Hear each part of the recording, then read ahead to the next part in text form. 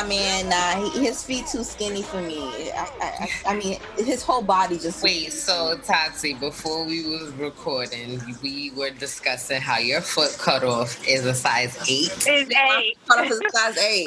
It's a size 8. Like, come on.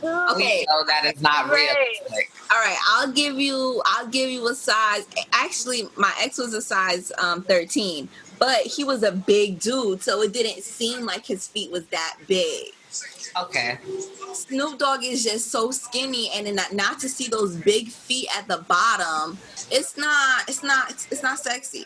It's not sexy. I think I understand what you're trying to say. If the guy is tall and has big feet, then it's like, whoa, and skinny. If he's tall and skinny, that lanky look, I could fold you up like a pretzel.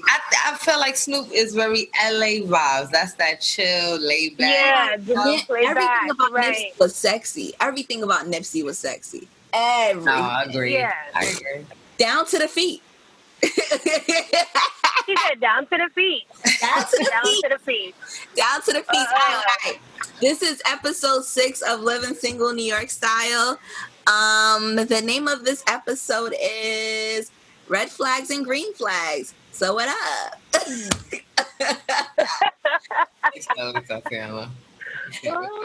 Mind you, I'm sober as fuck. I didn't drink, I didn't smoke, and I had a long ass fucking day. I just got home an hour ago. So I've been out all day.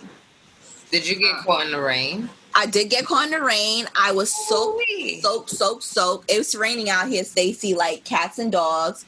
Well, I wish y'all would send us some rain because it's 109 and it's hot as hell. All right, so we have no reason to be complaining. We have no reason. Right, don't complain. Don't complain because actually, everything out here is parched. I mean, I don't care about the rain, but now that I was in the rain, that's the motherfucking problem. Exactly, that's what I was saying. Well, like, it's coming down. It could rain when I'm in the house. Right, exactly. Fuck everybody else what they gotta do, but when I'm in the house, you can start raining. And that's not the type of rain you want to get caught in. It's not the type of rain you want to get caught in some drizzle, you know? A little drizzle. But it was, and then when I opened up the car door, I didn't expect it to be coming down so heavy. You know, I opened up the car door and I was like, oh shit. So I had to do like a run to the trunk to get my shit, then run to the door. The only thing, my door was already open. So I was like, I'm good. Right. That was the good part. All right, so how was your day, Brittany? I think it was good. I had a good day. I went bike riding. Y'all already know the vibes. This is a routine for me now, you know? Like, I just feel like that's what life is about, just developing a routine for yourself. You look tired, Brittany. Right. No, I'm not tired. I feel like I'm very relaxed. I'm chill. Oh, I know. I'm good. That's right. Okay? I'm good in any hood. Exactly. You good? We good. We good. Right. So how was your day, Stacey? It was long. It was definitely long. Yeah, it was so long. It was long for no reason at all. Let me tell you guys what happened to me today. So guess what? First, I'm so excited. I put money down on a car. So I'll be getting a car. So Stacey, okay.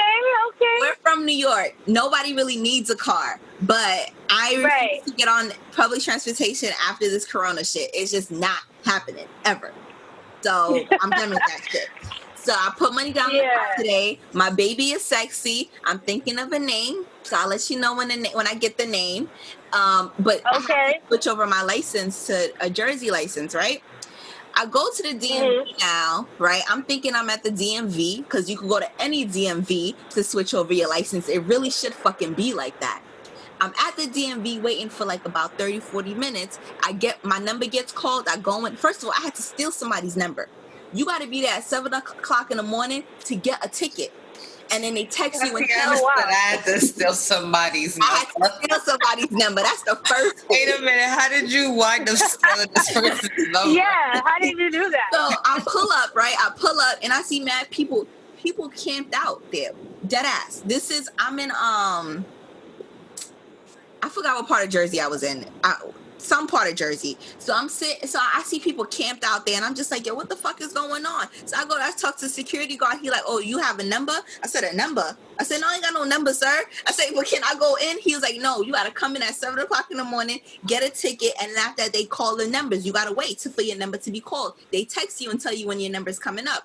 I said, fuck. So, but I see somebody she says, this Spanish lady, she comes up and she's trying to speak Spanish to him, but he doesn't understand. So her husband comes and goes, yeah, we got to go. Can we just go in now? He's like, no, you got to wait for your number to be called. They was like, but we got to go. Yeah. I said, well, since you got to go, can I get your number? So I took a picture of her number from her phone so I could use it to get in. So the guy said, all right, yeah, you could use their number to get in. Cool. I get in. All I see is stuff that says vehicle. I was like, a motherfucker ain't got the vehicle yet. But where can I change my motherfucking license? Right? So I said, let me ask somebody. I said, ma'am, can I change my license here? She said, no, you can't change your license at this DMV. I said, what the fuck? She said, you got to go all the way to Bayonne. So the person that took me already left. The Uber to Bayonne is $25 fucking dollars. What? So I'm just like, fuck. What do I do? They not coming back for like another 2 hours. So I said, all right, I'm going to go to Bayonne. I paid an Uber. I get to Bayonne. Guess what the fuck what? I thought my ass was about to steal another number, right? She's stealing numbers today. Right. So the dude, the guy that works at Bayonne can suck a whole fat one. Oh. He's standing at the door talking about, do you have a ticket? Do you have a ticket? Do you have a ticket? You can't get in if you don't have a ticket. You don't have a ticket? Where's your ticket? Where's your ticket? Where's your ticket? I was like, you don't gotta be that way. But I said, I need to get in. I'm not gonna be rude, right? It is what it is. Okay. I said, sir, I ain't got a ticket, but I came all the way mad far. I didn't want to tell him where I came from. I was like, I just came mad far, and I just need to get in to change my license. Can you please help me? Motherfucker looked me dead in my eyes and said, I'm sorry, if you don't got a ticket, we can't help you. I was like, fuck. What? Fuck. I was about to cry because I've been traveling all day to do this shit. Mm-hmm. So then after that, I stand there, still got to wait for my ride. Now I'm like an hour and a half waiting for my ride, right? But guess what? Somebody pull up and they need to go and they need to be seen right now. So I said, yo, you gonna leave? He's like, huh? I was like, are you going to leave without being seen? And if so, can I get your ticket? So he goes, I think he's Russian, so he can't really understand me. He's like, no, we're gonna stay. So I'm like, all right, fine. Let me catch somebody else that's gonna leave. So I said to the guy, though, I said, let me make sure I can steal a ticket. I said, sir, if somebody is leaving, can I use their ticket to get in? Motherfucker goes, nah, you can't use anybody's ticket. And I know everybody that's here. So if you take somebody's ticket, you won't be able to get in. I was like, this motherfucker, if that ain't taking your job too seriously, I don't know what the fuck is. Mind you, let me paint the picture for you. The people at the other DMV were black. They know them. I'm a fucking motherfucker not trying to wait that long to get to be seen. The person at the Bayonne one, of course, was white, taking their job a motherfucking too fucking serious.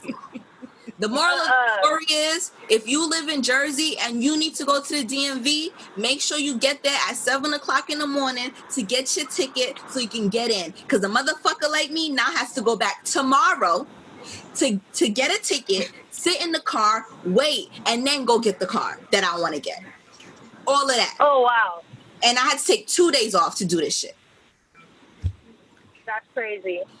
Well, hopefully your baby is worth it.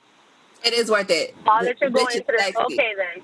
The bitch is sexy. Yeah. And I test drove it today, and I was like, this is mine. This is mine. This is mine. Okay. Well, at least it's safe to say you needed to get that off your chest. I did need to get that off my chest. I did. Right. I was really pissed off today. I was pissed off. I have a headache and I want to smoke, but I can't smoke because I'm like, I got to take care of this headache first. It's a lot going on. After this show, I'm putting on my pants and I'm going outside and I'm smoking a fat one, then coming back in here and going to sleep. Okay, safe to say your day was pretty stressful. Very stressful. Right. But, all in all, I had a great week, though. Well, at least you found the car of your dreams. Well, I did find the car of your dreams. Okay, good. It's worth it in the end.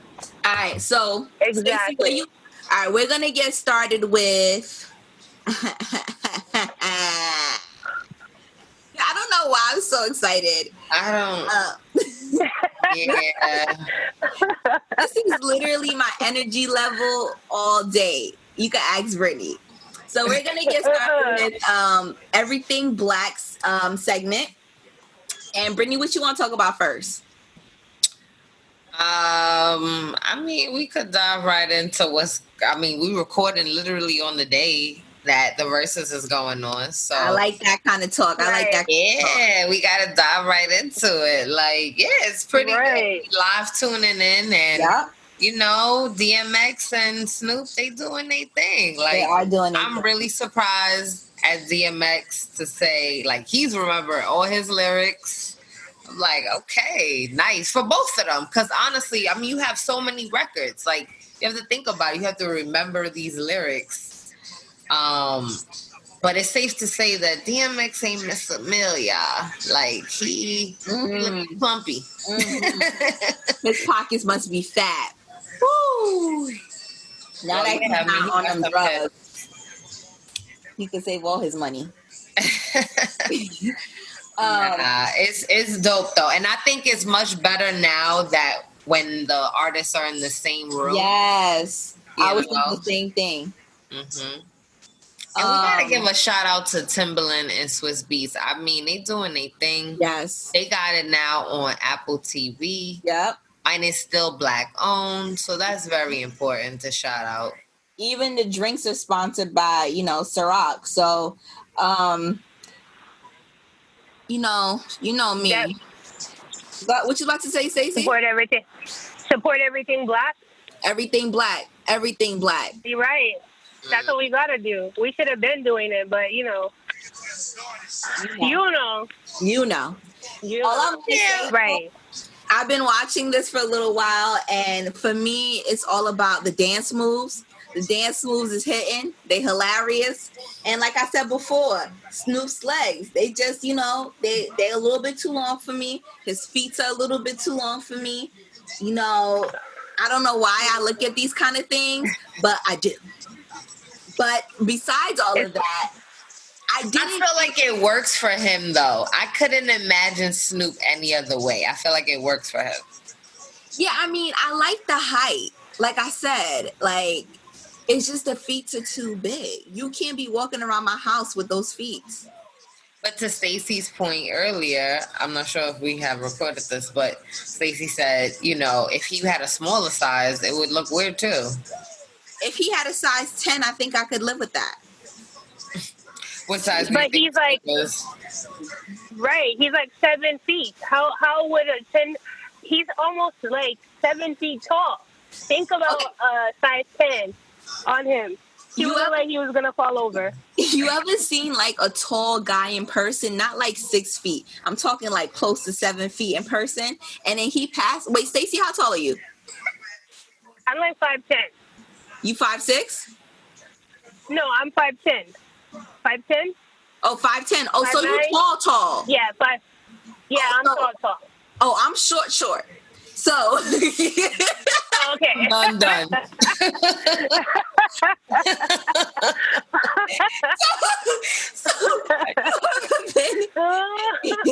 You ever been by like a tall ass person? They like close to 7 foot, if not 7 foot, and then you look at them up and down, and then you like, well, goddamn.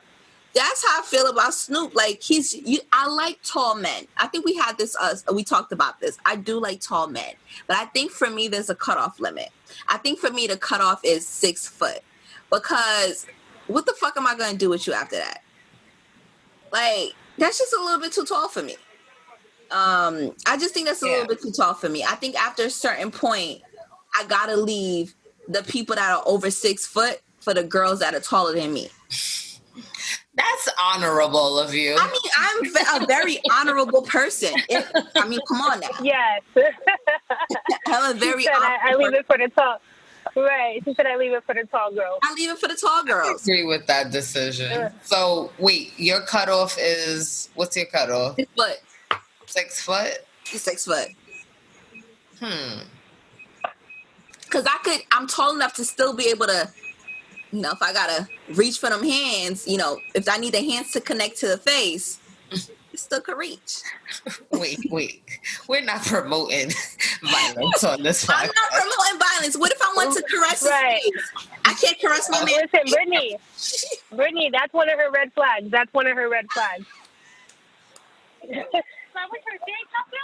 I can't caress my man face now?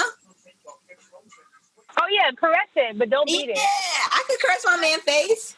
But you know what? Yes. Regardless of all that, I really thought I was going to be like rooting for Snoop all the way and not even think about DMX.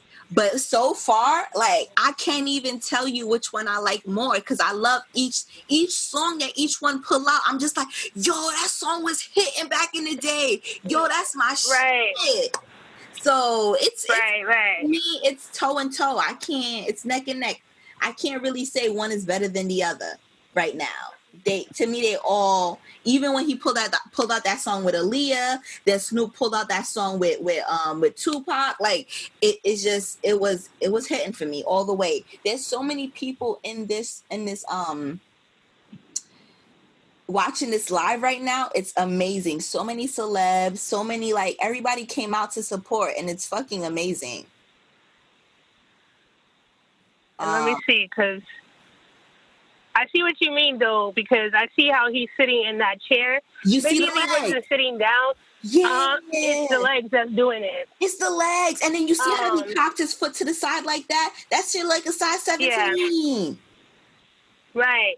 But Converse, high-top Converse, I think any Converse will make you, if you have big feet, it'll definitely make your feet look much bigger. Yeah. And that's a West Coast thing, though. Yeah, that's a lot of them. Thing. Yeah, that's a West Coast thing. Yeah. Because I didn't really, I remember getting a pair of Converse. My parents bought me a pair, and I was like, ugh, who's going to wear these? And then I came to the West Coast, and that's the go-to shoe. You know, you put on Converse, and you be doing it, you know. So, but the funny it's a West Coast thing. If you in the East Coast, you put on a fresh white ups, a fresh pair of white ups, you killing it.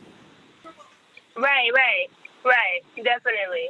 So definitely, it's just it's I guess different strokes for different folks, you know, different strokes for different folks. But I'll tell you one thing, man. If I'm buying something, I'm not picking them white Converses. I'm getting me a pair of white ups because I'm from the East Coast. Right. Yeah. Listen, DMX is a little chunky right now. Sorry, guys. I just had to, you know, see what y'all was saying. Yeah, you see, DMX got chunky, right? Yeah. He eating good. He eating good. Yeah, he eating good. He loving good. Somebody taking care of him. Somebody taking care of him. Somebody making sure he eat breakfast, lunch, and dinner, and he go to sleep on time. Right. I was surprised to see that he was drinking because, you know, like some people when they go into their sobriety, they don't drink either. Right. So I was surprised to see that he was drinking. But I also feel like people that have, like, say they're in AA for, like, drugs and stuff like that, I don't know how that works. Like, say if you're in AA for you were heavy on drugs, can you still drink? How does that go? Like, if anybody knows anybody that's ever, like, had an addiction or, and again, I'm not trying to call you out. It's just to educate us on the show. How does that work? If you're in AA for drugs, can you still drink? If you're in AA for drinking, can you smoke weed? It's just a question I had. I don't plan on going to AA. You know, people have said I'm an alcoholic, but hey, I'm good with that. You drink like that? I don't. Actually, I don't drink like that. I don't. I used to. Okay. I used to drink super heavy. I used to drink, like, I could finish a bottle in a weekend. By myself. But now I couldn't tell you. The last time I drank was I only drink socially now. I'm a social drinker. Yeah. If I'm at an event, I'm drinking. But to buy a bottle in my house, the most I will buy, actually I won't buy. I get gifted wine bottles. That's it. Yeah. Catch me up. Which? Oh, so I was saying that I didn't know that. I was surprised to see that DMX was drinking Ciroc, because I thought like when you into your sobriety, you don't drink anymore or smoke or whatever. But I don't know if you like, say if you go to AA for drugs, can you still drink? Or if you go to AA for drinking, can you smoke weed? How does that work? Yeah, I feel like that's well. I have a family member that was who went to AA for some stuff, and yeah, as far as I knew, they weren't supposed to partake in anything that could lead them back to the road of addiction. But some people get clean off of stuff, and you know they can handle it. So I don't knock anybody's hustle. I don't knock what they do. If it works for you, it works for me. But yeah, I thought that they didn't partake in anything. Yeah. I mean, I'll be honest with you. If I'm going to AA for drugs, you're not going to tell me I can't drink. Like, or if I'm going to AA for drinking, I'm definitely smoking some weed. Like, yeah. I just don't want everything to be cut off. Like I said, I used to drink heavy. Now I don't even think about that shit. I'm only a heavy user of like alcohol, whatever, if I'm really stressed out. And during that time when I was drinking a lot, I was hella stressed out. So that's just me. But all right, moving right along. Let's talk about Stacey did write something. Yeah. Let's talk about Kanye West and Black mental health. Yeah, let's talk about it. Let's break that down. First, I want to say where you want to start? First, I want to say that I really do hope that Kanye is doing well. Last week, I said a comment on the show. I said that as his wife, Kim needs to go get him. Like, why isn't she going to get him and pulling him back? And after speaking to a couple people, when a family member or just somebody that you know is bipolar or even having like a manic depression, it's hard to bring them back. It's hard. Like, they kind of pull away from everybody. Yeah. And it's hard even as a family member to even watch them be this person, and all you want to do is hug them and tell them it's going to be okay. So with that being said, you know, I apologize about my statement if it was insensitive. And after getting more information, I can understand how it's hard to bring him back. So all I would say is I'm really happy that Dave Chappelle went out to see him. Right. Yeah, went out to see him. Yeah, that meant a lot. That to me was I thought that was amazing. Yes. He said he jumped on the jet and he just showed up to see me. You know what I'm saying? To check on his friend. Yes. As somebody that suffers from anxiety, PTSD, OCD, I've had bouts with depression as well. I do know what it's like when you're going through your spells, and it's not that you close off everybody, but you don't want to be a burden, because people don't realize that if you're not there mentally, you're not there, if you're not in the right mind space, it's hard to vibe with other people. You don't want to be a burden to anybody else because you're not having a good day, and sometimes you don't even know how to explain why you're not having a good day. If that makes sense. So, you know, you hold that stuff inside. Again, there was times when I didn't want to feel like I was a burden to anybody. I didn't want to feel like I'm dumping my problems on anybody else, because again, sometimes we're insensitive to mental health. You know, I would be like, I'm having a bad day and, you know, I just want to vent, and people would be like, you know what, just suck it up. You'll be all right. Stop dwelling on it. And I'm like, it's hard for me to correlate what you're saying, because even though I want to not have a bad day, my brain is not letting me have a great day. You know what I'm saying? So we have to take in accountability that. Then you have to think about when growing up, growing up, I didn't know too many people. All the people that I knew that went to counseling and therapy, they were white people. Okay. You didn't know too many black people who went to therapy, counseling. You know what I'm saying? So that is a stigma that we have. But if you look around at a lot of DMX, for example, he came out here to Arizona. They said, you know, he was doing the most out here. They say he got involved in the meth scene and all the other stuff. And you have to look at what was he trying to escape from? You know what I'm saying? Like, what was going on within him that made him want to get high like that? What was going on with him when he was having all those mental breakdowns? Everybody's like, oh, he's crazy. But he's not really crazy. Something in him is broken. It needed to be dealt with. It needed to be healed, if that makes sense. And I feel like that's what's going on with Kanye. Mm. Because, one, Kanye is amazing. Music-wise, he's a genius. Look at all the stuff that Kanye's done with fashion, with all kinds of stuff. He's done a lot of stuff. And then look what happened when his mom died. He was doing a concert, and somebody came and whispered in his ear. Yeah, I feel like that's when Kanye changed for me. Yep. Once he his lost mother it. passed, that was when, Right. like, I felt like he did a 180. Yep. So, and at that point, it was just downhill. And I mean, but yes and no, because yes, in that time period, he has created this fashion line, Yeezys. So there has been some positives. He's had his kids, but he may really be suffering from some type of mental issue that we're not aware of. They say he's bipolar. Yeah. They say he's bipolar. Yeah, that's what Kim is saying. This is what Kim posted. Kim, you know, she finally did speak out in her regards on the situation, and you know, she said that he's basically bipolar. But I guess mental health is still a new topic, especially in the Black community. Yeah.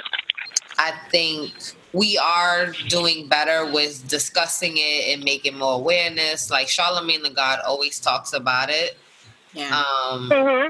You know, and Did that's you read his book? because he's in a position where people will listen to him, and he's written books on it. So I you know, for anyone listening, I would suggest, if you ever felt, you know, like you need to talk to somebody, you have some, we don't even want to call it, it's not issues. Like, it's not a problem to feel different emotions. We're all humans. We have the dual personality, you know, like, so sometimes you just need to confide in someone, to reach out for help, whoever that may be for you. It doesn't necessarily have to be a therapist. It could be a friend, a family member, someone you can confide in. So just with talking.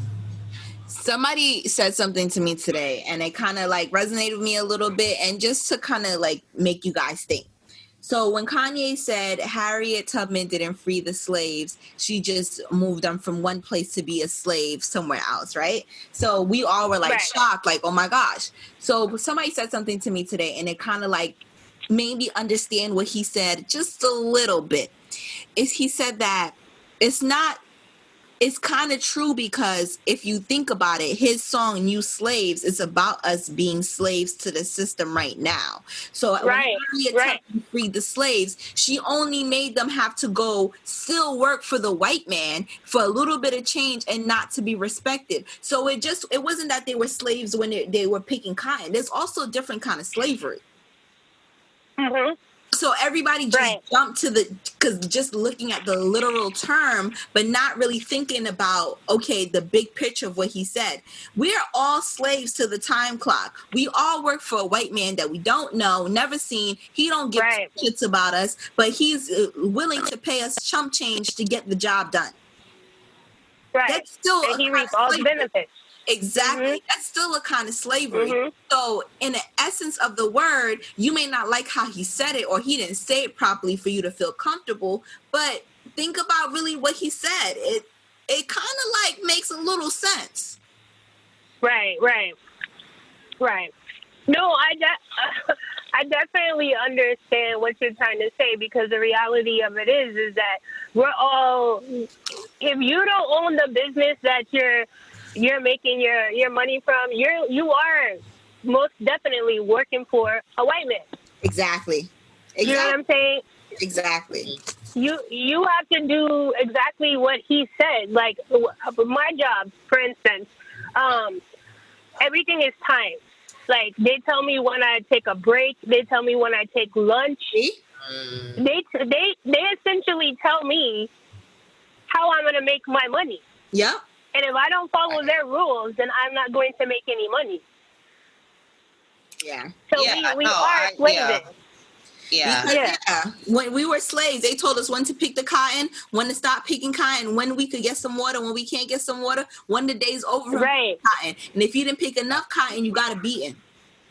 Right. Yeah. Right. Yeah, now I'm sorry, I'm back in it. I had a moment there. No, definitely. I'm all team, entrepreneurship and doing things independently. I feel like this is what quarantine has kind of just brought even out of me to more like I'm seeing the vision, I'm seeing the clarity. I just felt like more time with self. Mm-hmm. Is helping that. We should have all had a shift under this period, Yeah. So Right. like the goal obviously is to not have to work for the white man. Yeah. And if you do, try to make the best situation of it. I mean, right now we all currently are doing that. And, I'm making it work. And I think that's what it's about, making it work till you're able to bridge that gap. Yes. That's what it's about. Like it's not a bad thing that's what you have to do right now. You just have to be smart about your decisions. Well, how you're going to allocate those funds and how can you actually grow those earnings. And definitely. I think it's so great about the kids that are on like YouTube making money and stuff like that and just making their own way. That's what I think is so amazing about them is they don't ever have to worry about working for somebody that's racist. They already paved their own way. And, not that it sucks for our generation that we weren't just raised with the internet. Like it was something that was just already there for us. No, we just we gotta play catch up. We out here working these 9 to 5s, but then on the internet after, they're all the internet all day. So, we have to figure out what works for us. And I mean, that's just the beauty of life. Moving right along, because that was kind of somber. You want to stay somber? You want to talk about something a little happy? Let's lighten up the mood. All right. You know what I'm about to say. Guess who's pregnant? So your girl Nicki is pregnant. Nicki Minaj is pregnant. Nicki Minaj is pregnant. I never thought I would see the day. I've been listening to Nicki since I was about 18. And, damn, that was a while ago. So, I'm trying to make it seem like you in your 40s or something. That wasn't that long ago. I'm not in my 40s, but damn, to say I was listening to somebody since I was 18 and then think about what 18 was. 18 was 10 years ago for me. Nah, I hear you. That's crazy. Facts. Crazy. I remember being on the B46, getting off the A train because I was going to school at York College, getting on the B46, and I'm just like, yo, this shit's hard. Bumping the hood. I'm just like, going to work at White Castle. Yeah, my first job was actually my first job was an internship out of high school. So that was at 16. Mm-hmm. And then from there I worked at Express. So that was chill. So yeah, I mean, you need those jobs. You need those jobs. Yeah, you need those jobs and it gets you by. Character. Right, exactly. It gets you by. So, whoever is still working those, I encourage if you're in high school listening or, if you have kids, and push them to do internships. Like you need that. They need that exposure. Right. I agree with you. I honestly, I feel like the earlier you start working, the better, because it builds character, it builds ambition, determination, and it's just a certain discipline. Because let me tell you something, for somebody to tell you, I know I had to get a job, that shit hit different. That shit hit different.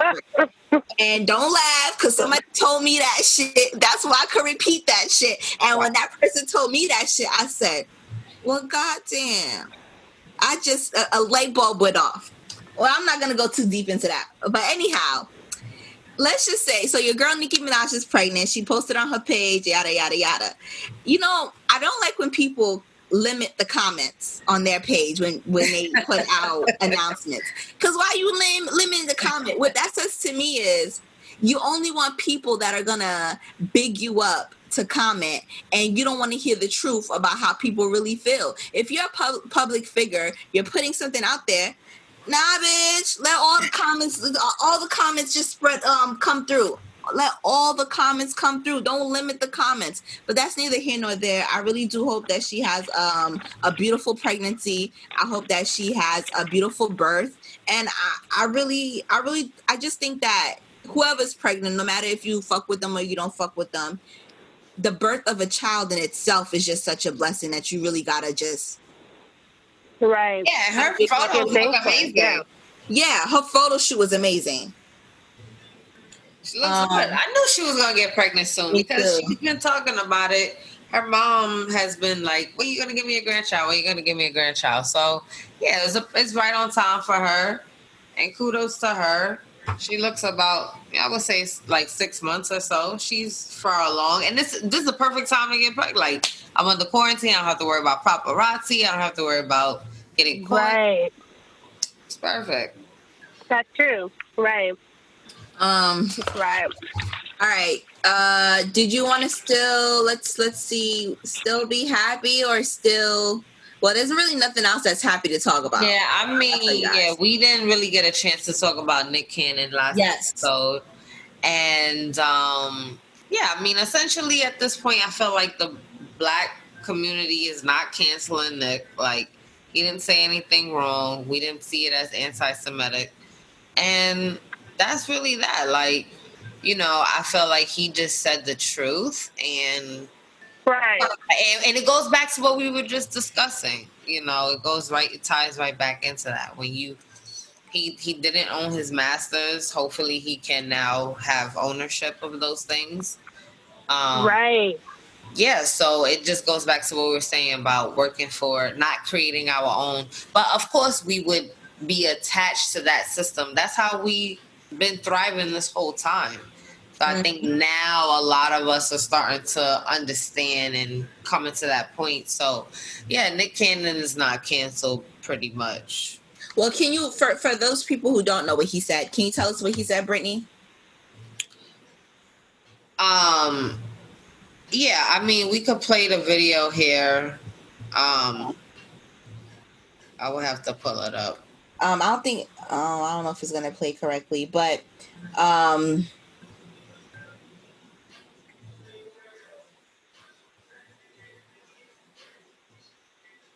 in a nutshell, I mean, he pretty much was saying that that we don't have it in us to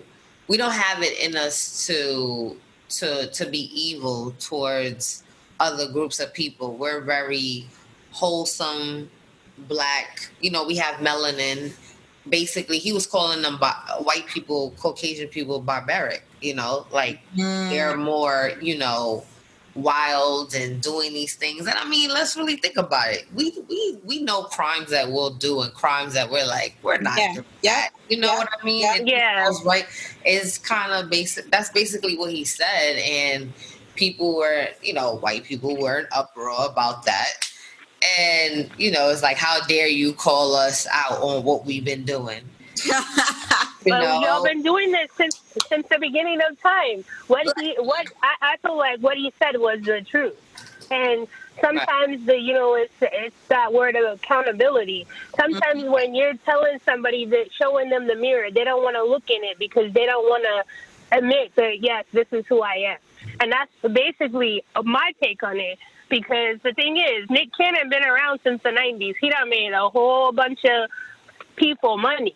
Yeah. And all of a sudden he tells you how he feels. I mean, depending on who you believe or what you believe in, we are the chosen ones. You know, when he was talking about the Jews, about how they say that they're the chosen ones, but we're actually the ones. I mean, everybody will tell you the world started with a black woman.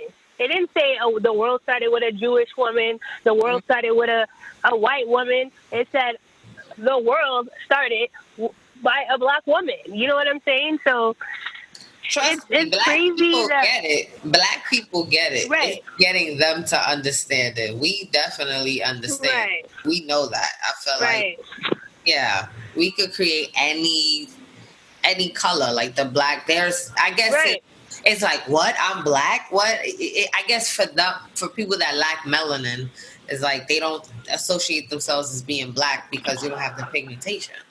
But when if you were to do a DNA test, an ancestry, or any type of test, you're going to have a trace of black. I don't care. Right. Yeah. Right. But you see, what you look like, where you're from, right? They're in an uproar because how dare you tell them that they got a little black in them? They don't want to hear that. That's the whole thing. How dare you say that? You raped our women. You come on, like you don't expect there to be a trace of that. I don't really that. Like, yeah, like there was a lot of torture. There was a lot. Come on. Let's not do this. So I get it. The next thing I wanted to bring up was Evelyn Lozado and her breakdown about Ocho Cinco's comments. I don't know if you guys saw that. Yeah. So I saw it. Yeah. So I don't normally talk about this, but I was raised in a household of domestic violence, and so it's been years since my mom and I and like my little brother and I have moved away from that, right? About 20 years. And actually my stepfather was in the hospital a couple years ago. I would say about like 3-4 years ago. And my mom went to see him and all that, and she prayed with him. And I was like, Ma, you don't feel no resentment towards him or anything like that? And she was like, come on, girl, that was years ago. She was like, that was 20 years ago. You think I'm still stuck on that? So my mom is a really tough person. Like, she don't cry about things. She always telling me to toughen up. So I've always been like that. Toughen up. And so when I saw Evelyn crying about it, and I also went to go look to see what he said, I get how what he said could be kind of insensitive. So we, just so the viewers know what he said, I lost my temper for once in life for 3 seconds, and it cost me lifetimes of worth of work. I got it back plus some after getting a second chance, and nothing will ever get me out of that happy space again. So I would say for women, and even for people that experience that or live experiencing that, it could be 3 seconds for the man, but for the people that are experiencing it, it's like an hour. Literally. I remember my sister taking me to the bathroom and running the water and rubbing, running her hands through my hair so I wouldn't have to listen to what's going on and stuff like that when there were, whatever was happening. So it's not 3 seconds for the woman. I can tell you that for a fact. It feels longer than that. I can't tell somebody how to feel. I can't tell somebody when they get over something. I just can't do that. Right. If it were me, though, I don't think I would have the strength. And I'm going to say strength because I don't talk about things. I know that about myself. I'm not a great communicator. So I wouldn't have the strength to go on social media and cry about it. I wouldn't have the strength to even tell people how I feel. I would take it, I would internalize it, dig it real deep down, and forget about it. I wouldn't even give him the time of day or the air to know that what he said offended me, because I feel like I've already gone through so much hurt with you. I'm not going to let you know that you hurt me anymore. If that makes sense. No, it does. It makes sense. It does. It makes a lot of sense. It makes a lot of sense. So, she said that I wasn't going to talk about this on social media. I really don't think that I would have done it at all. I really don't think she should have done it, because it gives him more power. Why would you give him that? But do you, okay, so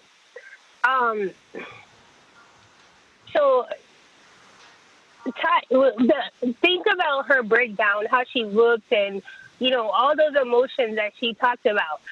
Pushing it down is what caused her to, that little comment about it was only 3 seconds. To her, like you said, it was more than 3 seconds. That really hurt her. And she kept saying, I decided I wasn't going to, it's been years ago. I said I wasn't going to talk about it. But if you continue to push stuff down, eventually it's going to bubble up. It's going to come out. And that's how there's this saying that in order to heal, you have to deal with it. You have to sit through that. You have to go through all the emotions that you're feeling. You have to talk about it. We don't know what she said could have, touched somebody else. Now, like how you just said, I never really talked about how I grew up in a domestic violence, household. But her coming out and actually talking about it, that might have given somebody else the strength to come out and talk about it. You know what I'm saying? So that they can get to the part of healing. I didn't grow up in a domestic violence household either. But, things did happen to me that I pushed down. And when they told me, oh, you have anxiety and, PTSD, I'm like, PTSD, I was in the Army, but I didn't go to war. And they were like, no, it's not just military people. Like, things that happen to you in life that you keep pushing down, you don't want to talk about. You don't want to relive. Those things come up. Things trigger those, and you don't even know why, I'm being triggered because, I pushed it down. But something happened that goes back to your subconscious that brings that issue up, if that makes sense. Yes. If that makes any kind of sense. It does, because it's like a trigger for her. Yeah, it is a trigger for her. I mean, if you look at their relationship, I don't even know how they got into a relationship in the first place, because that first episode, that first season of Basketball Wives, he was talking mad shit about Evelyn and all those other girls, these hoes, all the stuff, and then for them to get married years later, I'm like, he disrespected you. How you ended up with this man? You know what I'm saying? And Ocho Cinco's past is not, it ain't really been private. There's always been a story about him and a woman. So I don't think that that's the first time that he's ever hit her. It might have been. Who knows? No, definitely not. And it could have been. Right. You know what I'm saying? So that was just the one that exploded, that became something big. You know what I'm saying? So we also have to think about that, like, red flags. Since we're going to talk about red flags, it was a red flag when he talked about them coming to that party, the way he dragged them. You feel what I'm saying? There's no way you can talk about me and my girl and then 3 years later, oh, me and you in love. Like, you dogged me. You know what I'm saying? You didn't even know me, and you dogged me. So I don't know. It's definitely a crazy thing. Maybe he's worked through his anger management issues, and he wanted to relive it. I don't know. But you definitely can't tell him how to feel. We can't tell her how to feel. Yeah. I just hope that they just get to the point of healing. So this is things that they pass on to, their kids, because we repeat. Our circumstances make us who we are as people, if that makes sense. Yeah. I will say this. Yeah. I don't know if you guys watch the show that she's on. What is it? Love and Basketball? What is this called? Basketball Wives. Basketball Wives, yeah. I'm not hip to the game. But anywho, there was an episode where one of the girls came and told her that while she was married to Ocho, he slid in her DMs and was trying to talk to her. this is long after they got divorced, long after the whole headbutt thing, long after this. Yeah. And she hit up Ocho and was like, oh, did you slide in her DMs? Was you trying to fuck her? And then Ocho was like, nah, I never tried to fuck her, whatever. Sent her a screenshot. And then she went back to the girl and said, oh, you lying. He never tried to fuck you. And then the girl sent her a screenshot of his convo. He basically deleted parts of the DM. That he didn't like. So, okay, so this is where I'm at with this. If somebody hurt me, you will never even hear my voice ever again in your life. I don't care about whatever girl you tried to talk to while we was married. That don't wait for me. We're not we're not married no more. We're not moved on, right? So I was kind of confused as to if this person hurt you so bad, why did you hit him up to ask him if he slid in some girl's DM? Now, if it's just for the show, that's fucked up. Right. That's definitely. I mean, I can't think of the girl's name because I don't really watch TV like that. I try to stray away from shows like that because, I think that if we want to change the perception of how people see us, we can't allow them to see us at our worst. And I think like shows like that do promote stuff like that. If we was doing a show on launching a business, how many people would actually watch that? You know what I'm saying? Yeah. Compared to the love and fiascos of basketball wives and girlfriends and side chicks and all the other stuff. Like, it's what sells. But I did see that when they were sitting there around the pool and Evelyn was like, and my pussy this. And yeah, I saw that. And I'm just like, why does it even matter? I mean, exactly. This man bumped you in your head. You know what I'm saying? Exactly. Right. And you got some girl telling you, well, he was trying to holler at me while y'all was married. Like, who cares? I'm moved on with my life, but obviously she hasn't moved on with her life. So it's crazy. Yeah. It's definitely crazy. That didn't sit right with me because, again, if it's somebody that I hate that hurt me really bad, I don't know you, you don't know me. Right. It's over. And there ain't nothing you can tell me. You can tell me all you want all day, but I'm not checking to ask him what you was doing when we was married. I mean, we not married no more. Okay. Right into the Chi. You want to go right into the Chi? Yep. Let's talk about it. I'm going to sit it out really discussed because I don't watch the Chi. Oh, well, yeah, you should probably watch. It's a good act, though. Yeah, that's what everybody keeps telling me. It's a great show. Mm-hmm. So, Brittany, I literally just started watching this week because I let the episodes pile up. So some of the stuff that I wrote down is from like the first couple episodes. So we don't even have to I just really wanted to touch upon how like Keisha. Where the fuck is Keisha? Pretty much. That's pretty much what the motto has been for this season. Yeah. Where is Keisha? They're taking us along this adventure to find her. So I guess I didn't really picture this being the direction that they would go in for this season. Same. So I guess it just feels a little like out of field, out of whack. It's like, but I mean, given the circumstances, we know what happened. My man, I forget his name, but he my man passed away in the funeral. Yeah. Brandon. Right, Brandon. No, but I was trying to think of his real name. Oh. I forgot his real name. Right. But y'all know who I'm talking about. So, look. Y'all know who I'm talking about. I mean, they do. They threw him we know what happened. And this is why this season feels out of whack. Because you could tell how they left off with season 3. Jason Mitchell. Right, Jason Mitchell. I knew it. I'm just, look, right now, y'all, I'm feeling good. Yeah. I'm chilling. I'm home. Right. Like, this is the convenience of being home. Like, I'm chilling. Like, I'm in my own comfort. You know, like, I'm just vibing. So, and like I told y'all before, this is just Brit's opinion. Like, I'm going to keep saying that every episode because that's going to be the tagline. Like, it's just Brit's opinion. So, whatever I say on this platform is an open forum. And that's that, man. Like, that's where we at. But let me not get off track.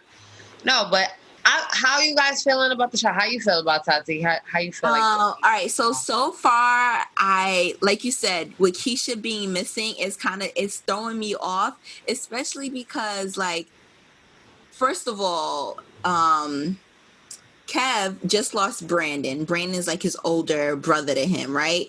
Yeah, he got Emmett, but Emmett got a lot going on with him, his baby mom, and shit like that, and trying to. And let's give it up for Emmett. Like, let's give it up for Emmett, man. I'm proud of Emmett. Yeah, stepping up. He really Emmett's doing his thing. And I think he had to settle down with his baby moms because remember, Brandon was settling down with Jerica, and that was like the relationship that we were looking at. But now Emmett and his baby moms are like the relationship that we like. Here. And I don't like the fact that they don't show the baby no more. Show me the baby. Right, he done got big on us. And wait, but Candy did really good. Are you up to when Candy is my man's the wife to the drug kingpin? Oh, I didn't see that. Mayor. I didn't see that yet. The guy, I didn't see that yet. Well, okay, so Candy makes an appearance from Real Housewives of Atlanta. Okay. And she does really good. Like, she does really good. I like her acting. And Lala, too. I feel like she's improved since Power. Why everybody think her acting is so whack? I mean, in Power, it was a little cheesy. It was super cheesy. I guess because I wasn't really paying attention to Lala. Every time it was a scene with her and what's that nigga name? Tommy. Every time it was a scene with her and Tommy, I was really just looking at their dynamic. I didn't really care about her acting. Like, all I wanted to say was, Tammy, get into the interrogation room and lie, bitch. Lie. What the fuck is your problem? Right. But anyhow, going back to the Shy, one thing I did want to ask you ladies. So Emmett said to Keisha, she'll always have a place in his heart. Is there anyone that you've dated in your past or that you feel like will always have a place in your heart, or you feel like you will always have a place in their heart? Yes. Yeah. So like recently, or like this is just old, but it still feel the same, the same love. It's still the same. He was somebody from years ago, like maybe last time we dealt with each other like that was probably like 3.5 years ago. But it's still there. Like, you know, if he hit me up and like says that I do the talk, or can you meet me, or anything like that, you know, I would still, you know, do it. Be there. Yeah. Right. And vice versa. So yeah. Now being together with him, I would probably be behind bars, but outside of that, I mean, I got him. But the love is still there, definitely. Yeah. I would say for me, there all right, I would say like there's a couple people when I first like stopped dealing with them, I would say, yeah, they hold a special place in my heart. But to say that now today, I mean, I'll pick up the phone. I don't know if I meet you at no 3:00 in the morning for some emergency. You better call 911. But that ain't part of my life anymore. Yeah, I would say there's about like one or two people that I would say, if they know they could hit my phone anytime. Yeah. And the second person is a strong if. It depends on how I feel. strong. Yeah. If I got enough rest and you hit me up late night, I might answer. If I didn't get enough rest, better call 911 if it's an emergency.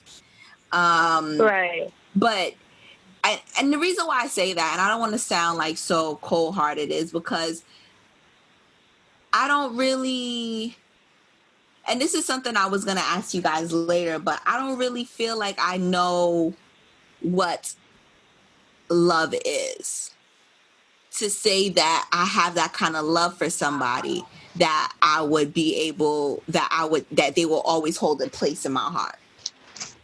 And not to say I've never said I love you to somebody, but I still feel like I haven't experienced all that love has to give, or I haven't even given that kind of love to somebody. So to say that somebody really still holds a place in my heart is, yeah, honestly, nobody really holds that place in my heart. I said one or two people, but now thinking about it, nah, I'm good. My mom. Yeah. Tatiana said, only my mom. Right. Oh, damn. Right. I always love my bed and my mom. Yep. That's what Tatiana was. And it's literally my bed, not my bed like a son. No. That full size bed over there, that's my boo thing. That's my boo thing. I love my bed I feel you. Yeah. Right. I'm in my bedroom tonight. I know. You comfortable, Brittany. Yeah, I'm cozy tonight, y'all. This is, just to, I mean, basically going right into what you ladies were talking about too. Yeah, I agree with you, Tati. I don't think that I've experienced all of what love has to offer yet. And yeah, I don't expect to. I feel like that's why I'm still alive. That's why I'm still living. There's still more to achieve. There's still more to do, more to experience. Right. That's the purpose of life. You know, I've experienced what I need to for now, and every day is something new, you know. So now these days I feel very blessed and honored. I give gratitude all the time. Just to have another day, and let's see. I just feel like I'm not even in the headspace of I'm in self-love mode, you know. That's the love mode that I'm in. I'm not really in the mode of romantic love. Yeah, I feel the same way. Like I can't, and I don't want to. Okay, you know, like when people say, oh, you just got out of a relationship, that's why you say that. Even before that, or even I would say even before my last relationship, or even sometimes I felt like it during my relationship, that, yeah, this is exactly what I want to say. In my last relationship, my ex, I can feel like how intense he loves me. And this is going to sound so fucked up, but I've never loved somebody so intensely that way. And if I have, I've pretty much gotten over it.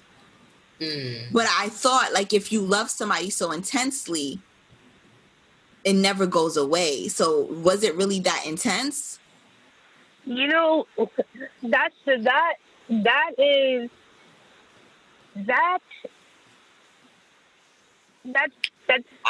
I would say yes. I would say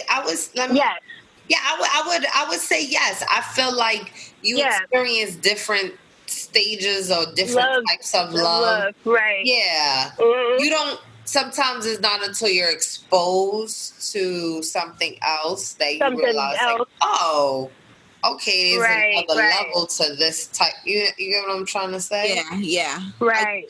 Yeah. I haven't experienced that yet. I don't think it's fake. I just think it's now you realizing that. I feel, again, it goes back to self-love. The more you love yourself, the more the standard goes up, and the more you expect of other people, and you just keep elevating on the type of love that you require. So this is go ahead, Stacey. Go ahead. It's funny that you say that, because my parents were married for like 22 years. And now looking back on it as I'm older, I can definitely say my mom put my dad through a lot. And, you know, the question was always, why did you stay so long? You know what I'm saying? Mm-hmm. And I just recently went to visit him, and he's now married to someone else. My mom passed away a couple of years ago, but you know, we were talking about that. Like, I was looking at him and his new wife, and I was just like, wow, like, she kind of reminds me of my mom. Like, her attitude, just everything about her is like, she's from New York. Like, she's a New York version of my mother. And I'm like, okay, I can see why my dad, you know, loves her. And so we're just talking, and I'm talking with my dad, and, you know, like, why did you stay so long? And he was like, I was madly in love with your mother. But your mom, it took me years to realize that no matter how I loved her, she didn't love me back the same way. Wow. And I kept trying. Yeah, he said I kept trying to reassure her, like, the love that I have for you. You don't hear a man say that too often. That's, yeah, wow. He said that. Yeah, he said that the love that he had for my mom, he kept, you know, telling her, reassuring her that she would love him back the same way. But she didn't. She never, how he felt about her, my dad was like, you know, I was up here, like, giving 1,000%, and she was giving, like, 8%. And, he was like, but that was how she knew how to love. And when I realized that no matter how bad I loved her or how much I was in love with her, if she couldn't match me, then it wasn't going to work, you know? So I was like, damn, that is definitely something deep. And he says that his new wife, you know, she loves him. He feels like she loves him the way that he wanted my mother to love him. And to see them together, I'm like, man, this is, at first, you know, I was a little angry, like, why, you know, you couldn't work this out with my mom. But, you know, again, when he said it, you know, I was like, oh, that's the answer to it. Because, again, I can love you with all my heart. How you said your boyfriend loved you, but you can love him, but your love don't match the way he feels. So, I mean, love is crazy. Yeah. Love is definitely crazy. Wow. Wow. Yeah. That's a good story. I feel as though those things happen, you know, and yeah, it just comes to you just being honest with yourself and what yourself, right? Yeah. So, right. You know, it seems like he's happy now, and he's definitely happy. Yeah, and is your mom happy too? Like, is she? Well, my mom passed away August 9th. Okay. It'll be that. No, it's all right. I can talk about it now. August 9th will be 8 years that she passed away. But you know, when I was talking to him, I could just imagine my mom looking down, and she's, you know, I think she's proud of what my dad was able to accomplish, because he finally met somebody that matched him, you know? And that's what life is about, right? Yeah. Ultimately, is right, just like finding that other path of you, in a sense. And it's not like it seems like he loved your mother a lot. He wanted it to work out. He wanted it to work out, but it just it couldn't, because he needed more. Right. And your mother was unable to give that. And that's okay. You know? Right. Yeah. Right. Go ahead, Tati. Right. So I think this is like a great time to actually move on to our next segment, red flags and green flags, because it touches up on that, like, you know, kind of realizing things about your partner, and do you still want to continue with that person after seeing that kind of like hiccup, or do you not want to still move on with that person? And then what are some attributes of that person that you like, damn, they make them a great partner? Hence, red flags, green flags. So let's not just be too negative. So let's do red, green, red, green, red, green. So, you know, kind of a little balances out. I like that. I'm with it. Yeah. So the first red flag that I put this one down, was not being able to hold down the job. The reason why I say that's a red flag is because it's more than it's more than not being able to bring an income into their relationship. It's more about not showing discipline, not showing motivation, and just the fact that you don't even care to take care of us. You know what I'm saying? Because yeah, you guys may not be married, but if you're in a serious relationship, and say if I like, what if I didn't have a paycheck this week, right? And I'm looking to you to be like, yo, can you hold me down with a little $50 to get me through the week? But you can't do that because you can't hold down a job. Yeah, I was listening to the Breakfast Club the other day, and not the Breakfast Club, Ebro in the morning, and basically they have a segment called Curbs. So in that segment, basically, the guy called in like, I went on this date with this girl. I felt like it was going good. I don't understand why, I'm texting her now. She not returning my text. She not calling me, nothing. So they call the girl and, she's just honest. Like, I don't know what he does. Like, he made us split the bill and I have to pay the majority. And I'm like, damn, first date and you do that? First date. So it goes back to what you're saying. Like, ultimately, he couldn't. She was like, look, I'm willing to give you another chance if you tell me what you do right now. And he just kept beating around the bush. We like, all right, you don't got a job. Like, you don't got a job. You don't got a job. Just say that. Right. He was fumbling with his singles. And you don't got a job. You don't need to be dating. If you don't got a job, right, you can't hold on a job, you should not be in a relationship. You shouldn't be dating. You shouldn't be looking at the opposite sex. Yeah. Right.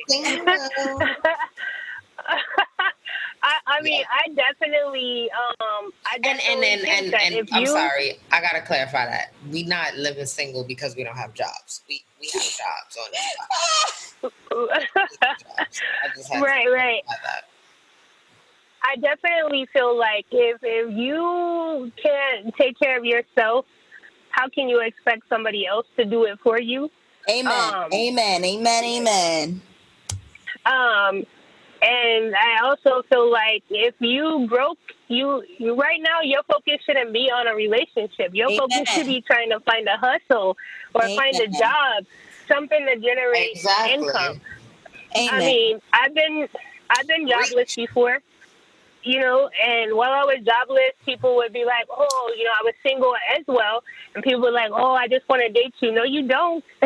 You don't want to date me because I can't bring nothing to the table. You know what I'm saying? So I don't understand how people's focus be, I'm in a relationship, but I don't got no job. They missed the boat for sure. They missed the boat. Right. You missed the boat. Yeah. Okay. This ain't the boat that you need to be on. Flag. So, all right. Yeah, let's go on the red flags. Let's talk about a green flag. So, then the first green flag we'll talk about is strong family values. I put that one down because I'm a very, very family oriented person, and I've experienced things like, well, you always gotta do things with your family. Yes, nigga. Yes, I got a big family, and I like doing shit with my fucking family. What the fuck don't you understand about that? And you gotta respect the fact that maybe everybody doesn't come from a big family. Even that's true. Do, it depends on how things are set up. Everybody has different family dynamics. That's true. Yeah, they definitely do. They definitely do, because I've dealt with someone who had a big family, but he didn't really mess with his family. And then we ended up going to an event, a family event. And then when I saw the dysfunction, I was like, okay, I see why.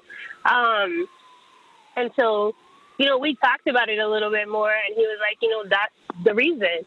And so I get it, because not everybody comes from a family-oriented background. So you definitely got to appreciate it when they do. And then I've also been on the side where I've dealt with somebody who everything, before he did anything, he had to consult his family. I'm like, you don't have a thought of your own? What do you want to do? Not what they're telling you to do. So, but it's definitely a good green flag to have. I'll say this. as I get older, I'd say like in my early 20s, I would ask my family for advice a lot about certain things, and I probably walk into the fire with them. Yeah. Now I don't feel the same. Nah, B, nah. Yeah. I have my own thoughts. Nah, B. Nah, not no more. Not no more. Not no more. Little Tati done grown up. Okay. I have my own thoughts. I do my own thing, and of course I like look to especially to my older sisters. I do look to them for advice, but I actually had discussion with this. Side note, like, let me just go into a little story. I had a discussion with both of my sisters one day, and one of my sisters, she's from Haiti, like born and raised in Haiti, moved to America when she was 14. Another one of my sisters, we've always like lived together since I was young. We're both, American born and raised, raised. And they're older than me. One is about to be 40, one is like 35, right? And one of my sisters, the one that's 35 from Haiti, right? She feels like I need to consult her on things that I'm doing in my life. And when she tells me what her opinion is, I need to follow it. And I just basically had to say, that's not how it's gonna go, boo. That's not how it's gonna go.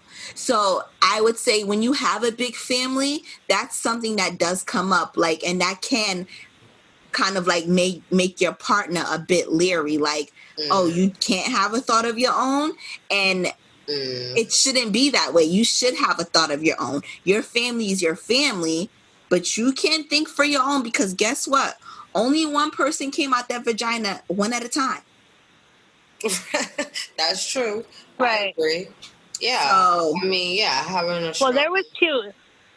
There was two of us in the vagina at one time. So, I do. Wait, you're a twin? Wow. Yes. That's okay, nice. That's how I got to. That's how I got to Arizona. She talked me into moving out here, and then she decided to leave and move to Hawaii and live her best life. Wow.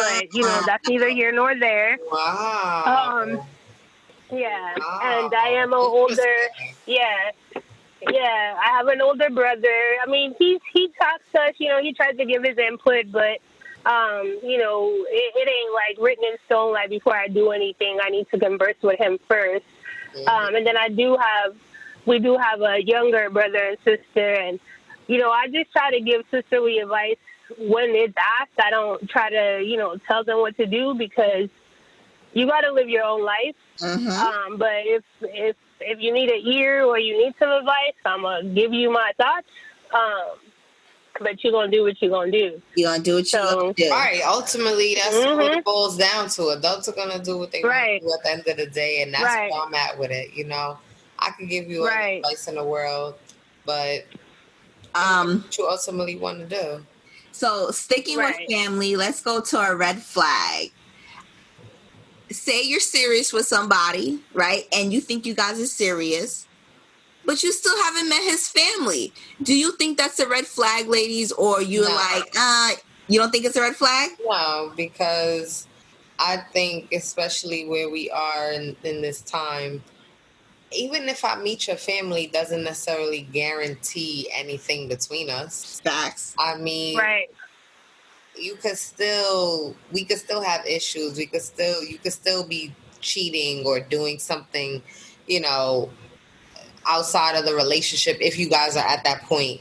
I mean, it depends on the circumstances of how you meet. I'm not going to say that it shouldn't, like, if you guys have been together, I would say maybe longer than a year at some point. It's like, kind of odd I haven't met any of your family, but I think early on, it's not something to, like, off rip say it's a red flag. I think it's mainly determined based on your relationship with him. Yeah. And then through him, you'll see what type of family he was raised by. Because, I mean, that's the way how he treats you is gonna be kind of similar It's a reflection, to how he right? grew up. Yeah. Right. Yeah, definitely. And I do know I have like 2 guy friends that, I mean, they're daters, like they're serial daters. Like, you liable to, go to dinner with either one of them like 3 times out the week, and each time it's going to be a different girl. And one of them, he be flying chicks that he just talking to meet his parents, and I'm just like, you're giving her the wrong idea. If you don't really like her like that, why would you, introduce her to your parents? Yeah. And because we're just talking about this, and he was like, my parents meet anybody that I sleep with. Sometimes it's on accident, and I'm just like, whoa. So there are guys out there that think like that. They don't, they don't think that that's a big thing. Right. For you to I've heard many people speak on that. I've heard many people in the social media where I follow Passport Cuddy, for those, if you're looking for a date, relationship advice, dating advice. She has a book out, The M Man is for Money, and I think it's a great read. And yeah, she pretty much talks on this topic too. She's like, ladies, don't take that serious if you get introduced to his family. Right. Like you said, some men don't. That's nothing. It's like, all right, that's nothing to them. And that might be a part of their little trick to get you to feel like, oh, I'm important. He introduced me to his family. Right, right. That's why for me, it's how you treat me, and not, that in itself is going to tell me if I even want to meet your family. Right. Right. So, all right. If we're, all right, let's go to, so I wrote this down, and so I'm going to mix 2 together because it's kind of like, I think it falls into the same thing for me. Okay. These are green flags. So paying your bills on time and also being be able to afford your lifestyle. Mm-hmm. Yes. So that's definitely 1 and 2 in the same. Yeah. Yes. Right. Yes. Because we talked about this on the show about the men being like fake homeless and you don't know and they still trying to bag. So it's like some guys they want the expensive life. They want the Mary Jeans, and they want to drive. They want to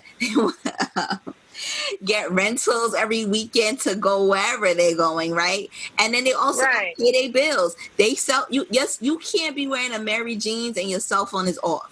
It just can't. Right. Right. So I think that's a green flag for me if you could pay your bills and as well as afford your lifestyle, because don't look over here because it ain't over here. Right. Nah, 100%. That goes hand in hand. Like paying your bills. I feel like you are gonna pay your bills on time if you can afford your lifestyle. I mean, that's just me in my head as a given. Mm-mm. Even though some people out here don't be paying their bills and they be having it. I don't get it. I don't understand. Because they rather they would rather make an impression on the outside world than take care of what's important. Because I do know I work with dudes who make bank, like regardless of what, we make enough money to support ourselves, do fun stuff, do some savings. We do that. But how you my coworker and you like, oh, you got $5, and I'm like, but you got a brand new Lexus outside. What do you mean? Yep. Oh, I don't have no money for lunch. My belly's rumbling. How? You got a brand new Lexus outside. Yep. You come in here all flashy. Yep. You feel what I'm saying?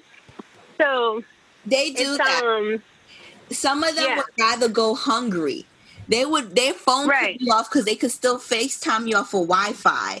Yes, it's so many games to this. It's like, wow, the lengths niggas will go to. Lengths. Yeah. Just to be able to stump for their friends that don't even give 2 shits about them. That's it. That's a really all right. Yeah. I mean, but you know, we are attracting men that got their shit together, that know what they want, that got Fuck goals. I want. Mm-hmm. Okay, like, yes, you can afford your lifestyle. Not only that, you can afford for mine. Like, you know, Exactly. Right. Or mine. Yeah. Right. So Stacy wrote down Right. red flag. Did we just do green flags or red flags? We did a green. We did a We green. did a green.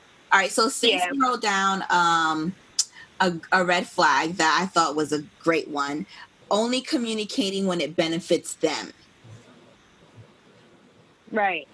So Stacy, I talk don't about. listen. So even though COVID was happening, Arizona didn't really take it seriously, and it just seemed like at the beginning of the summer, everywhere I looked, somebody was like, "Oh, let's exchange numbers," blah blah blah. So I met this person. I was just like, telling him, "This is my situation. This is what's going on. I'm really not trying to, date anybody right now. Like, I'm trying to take advantage of this work from home thing, get my hustle on, blah, blah, blah, blah, whatever. So, first couple of weeks were great. And then all of a sudden, it seemed like, he would go missing. I'm just like, what the hell? What's going on? Yeah. I'd bring it up, and he was just like, I'm just going through some stuff, and blah, blah, blah, and it won't happen again. And then it just kept happening. And then so I match your energy. What you give me is what I'm giving you. So I would stop answering phone calls. Don't just show up at my house with coffee in the morning. You could be knocking on the door with a coffee. I'm looking out the peephole. I'm not coming out. I'm just,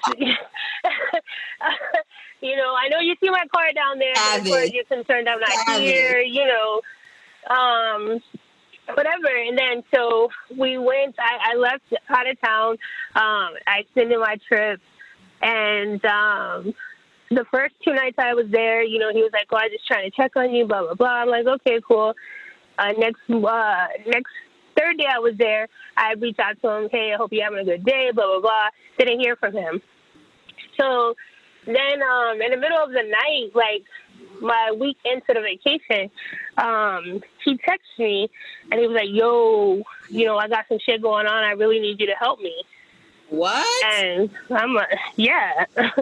So I just rolled over because, first of all, it's late at night. You know what I'm saying? And I'm in another state. What do you think that I could? Yeah. What do you think that I can do to help you out? You know what I'm saying? I can be an ear, but there's nothing that I could. I don't. Whatever. So I ignored it. And then the next morning, I get up. He's called back to back, like an emergency. Text me, please, call me. And I'm just like, having such a good time. I'm just going to enjoy myself. I'll talk to you when I talk to you. So he happened to, all day I didn't, respond to him. And he happened to call me right before I was going to bed. And I answered the phone. And he's like, "Why are you been ignoring me? Like, I really need you right now." And I'm like, "Need me? Like, what could you need me for? Like, right, what could you need me for? Like, I'm in another state. I ain't FaceTiming you to have no phone sex or none of that. Like, what could it be?" So he told me that he goes to see his grandmother because she got COVID, and he's stuck, stranded. And I was like, "Oh, well, you better call that other bitch that, that you be hanging out with when we don't talk." You know what I'm saying? Like, why would you think, right? She's like, "Well, the caliber of woman that you are, you always said that you would look out if you could." Nigga, I can, but I'm not. He said, "Not over here." You know what? I can't. Yeah, not over here. Yeah, like, not over here. Like, listen, don't call me when it benefits you. I agree. I agree. You know what I'm saying? Yeah, you're being used. Yeah. Right. I don't like to be used. Yep. And I'm not going to let you. Yeah, right, not intentionally knowing. Not intentionally knowing for some bum ass coffee at my door. Get that shit out of here. Right. Like, come on. You show up with a coffee and a hash brown, like, "Oh, that was cute, but no, sir. You can drink your coffee and eat your hash brown, and I'm going to watch you walk back to your car." But, yeah, like, I mean, it's crazy that people act like that. Like, I'll fuck with you only if it's a benefit, when it's benefiting me. But if it's not benefiting me, then I'm not going to fuck with you. I don't have that type of energy. Jesus hasn't worked on me enough to let that be okay, you know? First of all, Jesus will never let that be okay. I can't feel like somebody in my life to use me like that. Right. So it just, he was like, oh, you're so fucked up. And I'm like, you can think that I'm fucked up, but what we not going to do is play that on somebody else that I work with. Like, I mean, if you was calling me, we was talking every day, like how we was in the beginning, and you called me, and I might have been able to help you. Okay, I might have been able to help you. But even, no, like, don't call me, don't reach out to me when it's a benefit to you. You know what I'm saying? I'm pretty sure a lot of the listeners can relate. I agree. Yeah, you play on my phone. You don't play on my phone like that. Yeah, exactly. Yeah, don't play on my phone, because first of all, don't play on my phone. Don't try to play with me, because I'm petty as hell. I'm super petty. Like, people are like, oh, you're so nice. Yeah, they're like, oh, you're so nice. So when you get mad, I just never seen anybody as petty as you, right? Like, you're not gonna do me. So all right. So let's, I agree with everything you said.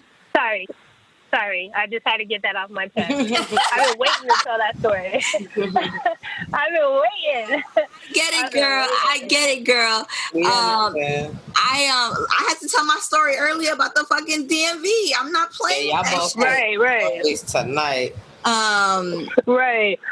I actually wrote on my page, I was like how I thought some wild shit last night, and then I woke up and that shit was true. So it's like, you know, like, dudes really be trying to play with us, and it's just like, yo, bro, you tell on yourself before I can even find out the information. Right. Yo, it is hilarious with these people. I ain't gonna say no shit because the person listened to this podcast, and I just not gonna say nothing. So anywho, right, exactly. Keep it non-names, names, nothing, because they not naming names on this podcast. Everybody has privacy. So we're gonna wrap up the show. We're gonna wrap up the show.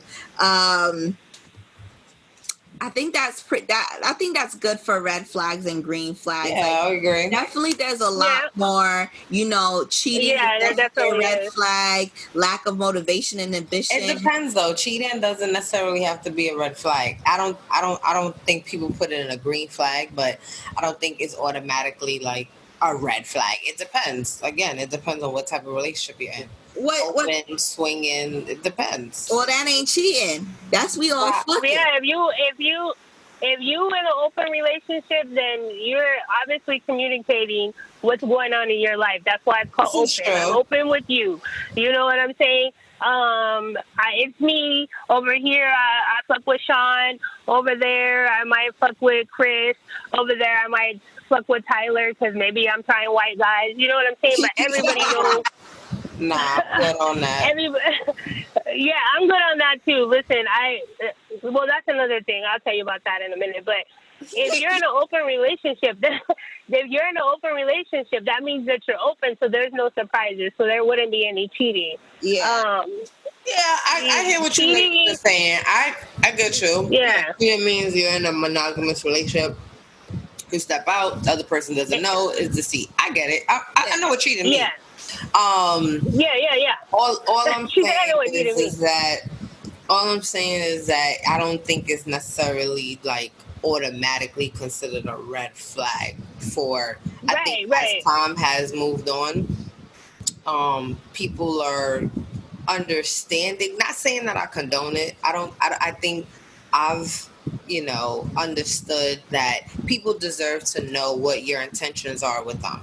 Like you have that right. You have like people have that right to know. You have to know what this person's intentions is, so that you don't waste your time. So that you see if you guys are. So you can make an informed. Exactly. Yeah. So you can make an informed decision. Exactly. I definitely believe that. Right. So yeah, I just wouldn't automatically just feel like it's very black or white. It's like cheating. It's like I feel like cheating is kind of in the gray area. That's just how I feel. I might feel the same way with you. Right. I might feel the same way with you because, again, I mean, I don't know why you cheated. Only you know why you cheated. And it could have been something that I did. I could be like a bitch. I could not satisfy you emotionally, mentally. Right. Because you know what I'm what saying? it is that you're lacking the communication with one another to just be open and honest, and just, you never know, the person may just be willing, you know, like open to that, and it just takes communication. So yeah, and it's an entanglement. It's an entanglement at all, but. Right. Address that. I'm not, you know, advocating, but I've heard different conversations from different perspectives. And like people kind of toy with it back and forth. It really just, you know, it kind of just depends. Right. And Brittany, to go back to you can't come back from. Maybe that's the period to it. Right. I wanted to, you know, clarify about the white guy. You know, I live in Arizona. I live in Arizona, the new Wild Wild West, and you know, there's not even black people make up 5% of less than 5% of the population out here, and there's only like 12 black guys that date all the black women. So you know, you're liable to, you know, end up with community penis. Like anything is possible out here. Yeah. But I remember somebody was like, well, you know, why don't you, maybe you don't know, you haven't been in love or you haven't had anybody that's, you know, long term, is because maybe you should date outside your race. And then he mentioned that I had a coworker that, you know, this dude was, I would think he was in love with me. You know what I'm saying? But and he was fine. Oh, he's so fine. But I couldn't see myself going to the other side. Like, I don't eat white bread. I don't drink milk. You know, I don't do any of those things. You know what I'm saying? So I don't see myself dating outside my race. I mean, maybe I'm missing out, but maybe I'm missing out. But I definitely believe black on black love is a beautiful thing. I think we need more of it.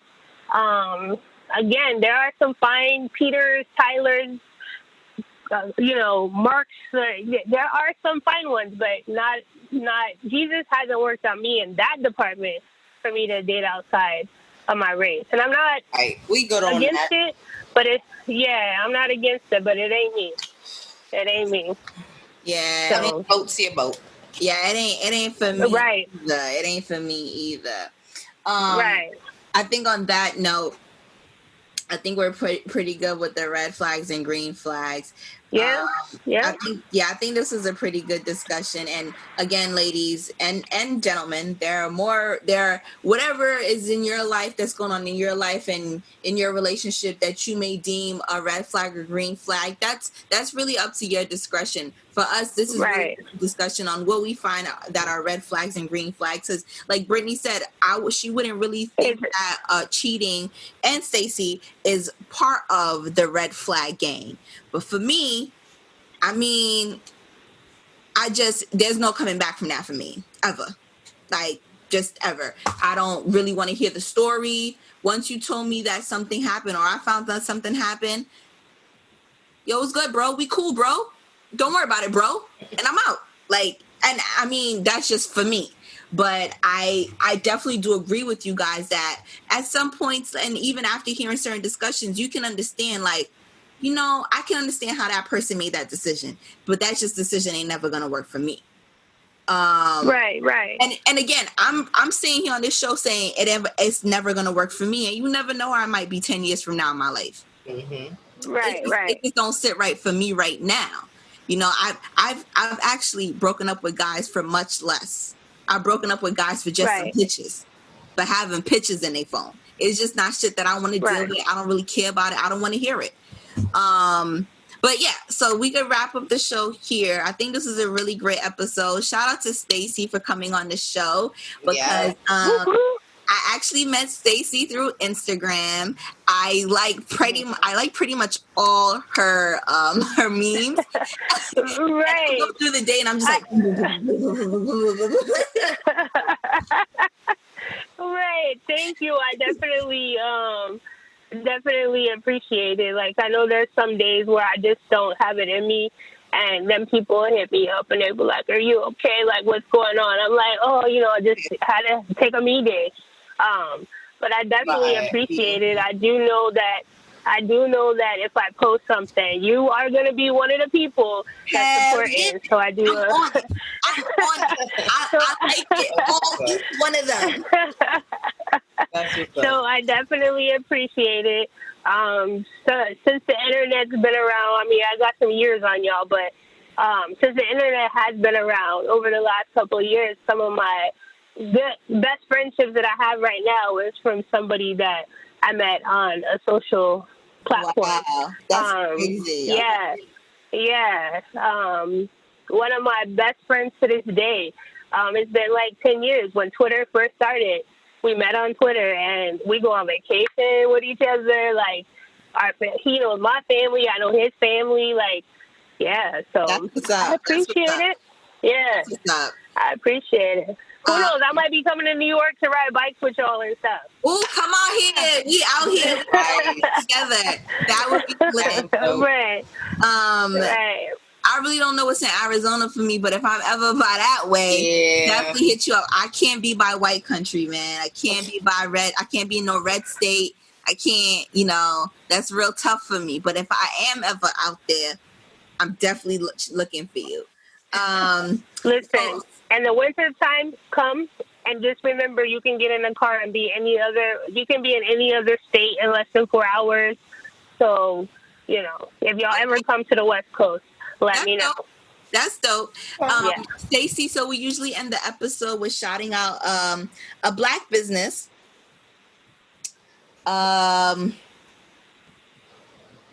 Okay. This week, the Black business. Oh, actually, before we do that, we were supposed to say last week, we didn't get a chance to tell you guys. I'm sure that you noticed that 2 people are no longer on the show. Dewan and Carissa are no longer in the show. They decided to take a step back. Hopefully we get them back soon. But for right now, you do still have Brittany and Tatiana. And I mean, I still love the show. I hope you love it too. If you're still listening. It seems like from the feedback that I put out there, they liking the content. They liking what we're talking about. Doing some polls. So I love the feedback. Yeah, thank you guys. Thank you guys. So my Black business to shout out is one of my friends actually from high school. She's starting her own clothing line.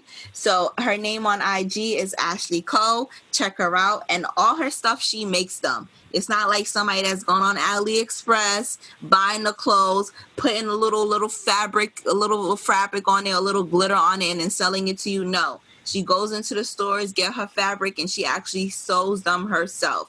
So hit her up on Instagram, AshleyCoe _ that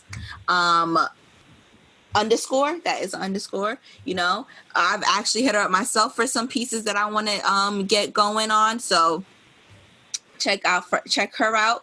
I'm from New York, so she's from New York. So that's funny. Yeah, I want to shout out my girl from high school too. She doing her teeth whitening business, Stunning Whites by FD. That's my girl, Alicia. So if y'all want to get your teeth whitened, because y'all know y'all should be looking a little crusty, a little yellow. Might want to, So definitely check her out. Super dope. She's Queens based, but she is willing to travel. So her Instagram handle is Stunning Whites by FD. And check her out. Super dope. Get your teeth whitened. I know this is like, we didn't really tell you about this part, Stacey, but do you have a Black business? If not, it's cool. Shout yourself out. I do, and I do. I mean, I didn't know, but I actually do. There's a dude, King Tig, out of Miami, Florida. he started a clothing line called Alchemy Clothing Club LLC. His Instagram is King Tig 400. His business partners is King Mal C, and then their clothing line handle is Alchemy Clothing Club, AKK, on Instagram. So they're up and coming black clothing line, and then they have a sneaker shop as well in Miami. So for all the sneakerheads, just hit them up, and yeah. What's the name of their sneaker in Miami? You know what? Hold on. Let me tell you right now. And don't forget. And it's something so simple. It's something so simple, and for whatever reason, I cannot think of it. I can't think of it at the top of my head. Don't forget to shout yourself out, Stacy, and your handle and things of that nature, because you are pretty right. Okay. I cannot think of the sneaker show, but let me just tell you about my mine is at Dating and Deranged. And I just post memes all day and funny stuff, and then sometimes I post stuff that make you think. But yeah, if you're looking to have a great day, definitely come and check out my page. Mm-hmm. So thank you for coming on the show, Stacy. You are awesome. Yes. Awesome. Yes, thank you, Stacy. We loved you. Yeah, we definitely did. Yeah, thanks for having me. If you want to invite me back, of course. Let me know. Of course, that would be great, actually. Yes. So, we'll talk about that later on different topics that we have. That if you'd like to come on and talk about that with us. So yeah, that's all I pretty much have for this episode. This is Tatiana, Living Single New York Style, episode 6. If you're still rocking with us, thank you. And yeah, we out, motherfucker. Bye. Bye.